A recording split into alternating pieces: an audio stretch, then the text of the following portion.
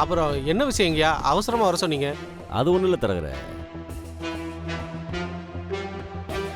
என் friend ஒருத்தருக்கு பொண்ணு பார்த்துட்டு இருக்காங்க.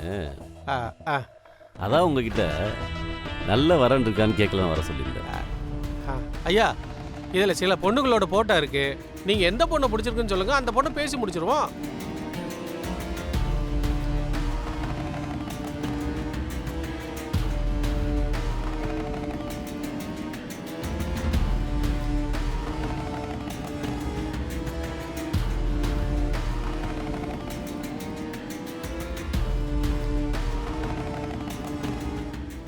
இந்த பொண்ணு நல்லா இருக்கலடா. நல்லா இருக்குண்ணே. அடேய் என்னங்க? இங்கே வா. சொல்லுங்க. இந்த பொண்ணு எப்படி இருக்கான்னு எல்லாரும் பார்த்து சொல்லுங்க.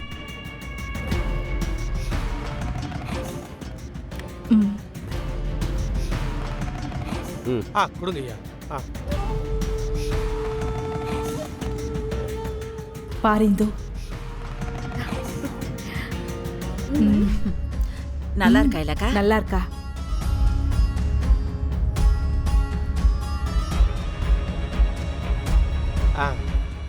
ஆமா, இந்த பொண்ணு எப்படி?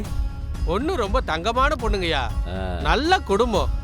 என்ன ஒண்ணு, அவங்க வீட்டில் கொஞ்சம் வசதி கம்மி.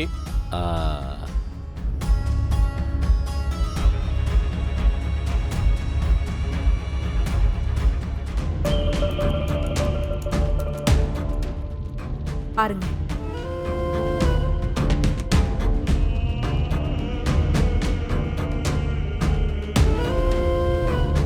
ஜெயந்தி, மாமா, இந்த பொண்ணு எப்படிமா இருக்கா? மாமா வசதியில கொஞ்சம் கம்மியா இருந்தாலும் மூக்கு மூலியமா பார்க்க லட்சணமா மகாலட்சுமி மாதிரி இருக்கா மாமா. இந்த பொண்ணையே உங்க ஃப்ரெண்டுக்கு கல்யாணம் பண்ணி வச்சிருங்க. அப்புறம் என்ன, சம்பந்தப்பட்டவங்களே பார்த்து பொண்ணு அழகா இருக்குன்னு ஓகே சொல்லிட்டாங்க. தரகரே, நீங்க உடனே இந்த பொண்ணை நம்ம திவாருக்கு பேசி முடிச்சிருங்க.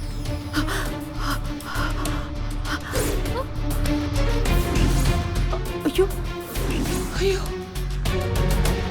டேய், என்னடா சொல்றீங்க? உனக்கு என்ன புத்தி கித்தி கெட்டு போச்சா? இவனுக்கு எதுக்குடா இன்னொரு கல்யாணம்?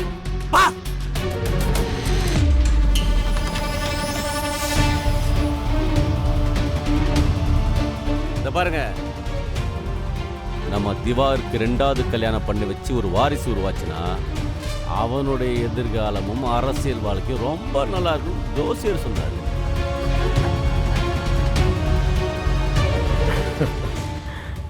அதனால தான் திவாகருக்கு பொண்ணு பார்க்க தரகரை வர சொல்லியிருக்கேன்.